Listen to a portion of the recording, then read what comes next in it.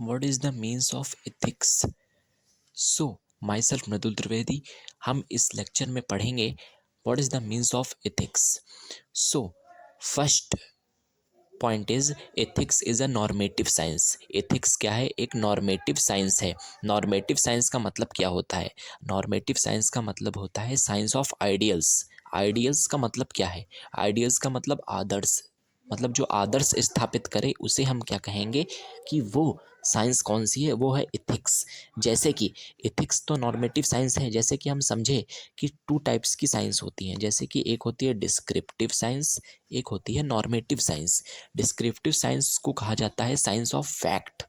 Science of fact जैसे कि physics है, केमिस्ट्री है. जैसे कि अगर हम कोई भी चीज़ को ऊपर फेंकते हैं तो वो नीचे गिरती है. क्यों गिरती है? क्योंकि ये ग्रेविटी का कॉन्सेप्ट है फिजिक्स में. तो ये क्या है? ये एक फैक्ट है. फैक्ट है, ये तो होना ही होना है. और अगर हम कहें कि कंट्री को कैसा होना चाहिए, हमारे विचार कैसे होना चाहिए, तो ये सब चाहिए की बात जहाँ पे होगी वो हो जाएगी नॉर्मेटिव साइंस. कि समाज को कैसा होना चाहिए, सोसाइटी को कैसा होना चाहिए, हाँ, लोगों को कैसा होना चाहिए, उनकी विचारधाराएं कैसी होनी चाहिए, डिफरेंट डिफरेंट इंस्टीट्यूशन या ऑर्गेनाइजेशन में काम कैसे होना चाहिए. ये सारी जब चाहिए के रिस्पेक्ट में बात होगी तो उस इस साइंस को कहेंगे नॉर्मेटिव साइंस. और जब यहाँ पे फैक्ट होंगे जैसे कि फिजिक्स, केमिस्ट्री, तो उस साइंस को हम कहेंगे डिस्क्रिप्टिव साइंस. तो इथिक्स क्या है? Ethics is a normative science. तो इथिक्स क्या है? Normative science. जैसे हम साइंस ऑफ शुड भी कह सकते हैं, मतलब चाहिए, समाज को कैसा होना चाहिए. और क्या है? तो इथिक्स में क्या होता है? इथिक्स को हम नॉर्मेटिव साइंस बोल सकते हैं. मतलब दुनिया को कैसा होना चाहिए, समाज को कैसा होना चाहिए, समाज की विचारधाराएं कैसी होनी चाहिए. इथिक्स मतलब क्या? नीति. तो मतलब समाज की नीति कैसी होनी चाहिए. तो जब चाहिए के रिस्पेक्ट में बात होगी तो उस साइंस को कहेंगे ethics is a normative science. उस साइंस को हम कहेंगे नॉर्मेटिव साइंस. सेकंड पॉइंट क्या है? Ethics is a dilemma solving science. Ethics क्या है? एक डिलेमा सॉल्विंग साइंस है. कैसे? अब हम एग्जांपल देखते हैं. जब कभी भी नेशनल इंटरेस्ट और नेशनल इंटरेस्ट और अगर हम बात करें नेशनल इंटरेस्ट की बात हो और हमारी नेबरिंग कंट्री से अच्छे रिलेशन इस्टेब्लिश करने की बात हो, तो अगर जब सब कुछ सही है, जब नेशनल इंटरेस्ट की बात नहीं फंस रही है, तो हम क्या करेंगे?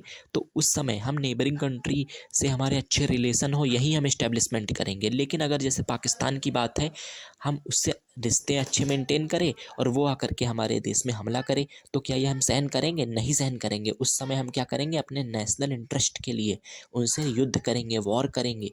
हाँ, अगर कोई ऐसी कंडीशन होती है कि वॉर जैसी सिचुएशन हो, तो जैसे आतंकवादी वगैरह हमारे वहाँ घुस आते हैं, टेररिस्ट एक्टिविटीज़ होती है पाकिस्तान से, तो क्या हम उस समय क्या हम करते हैं?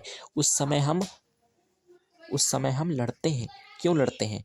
इसलिए क्योंकि क्या होता है? क्योंकि उस समय हमारा नेशनल इंटरेस्ट है. तो ये सब हमें कौन बता रहा है? ये सब हम कैसे डिसाइड कर पा रहे हैं कि नेशनल इंटरेस्ट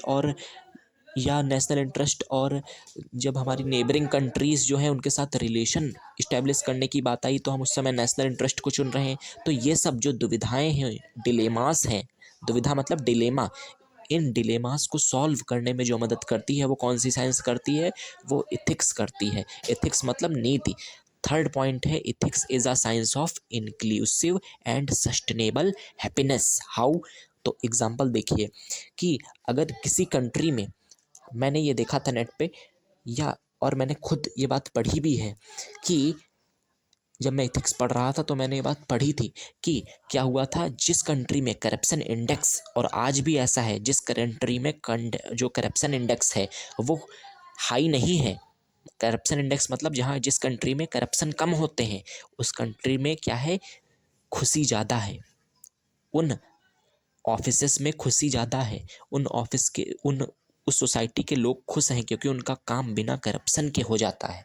उनकी सोसाइटी में कोई भी काम हो तो बिना करप्शन के हो जाता है. इसीलिए वो सोसाइटीज़ हैप्पी हैं उनकी तुलना में जिनके वहाँ करप्शन बहुत है. उन कंट्रीज़ की तुलना में जहाँ करप्शन बहुत है, तो वहाँ पे क्या है? उनकी जो एथिक्स है, उनकी जो नीति है वो अच्छी है. तो क्या है? जब नीति अच्छी है उनकी, तो क्या है? वहाँ पे क्या हो पा रहा है? कि वहाँ पे सस्टेनेबल हैप्पीनेस है, मतलब वहाँ पे खुशियाँ हैं।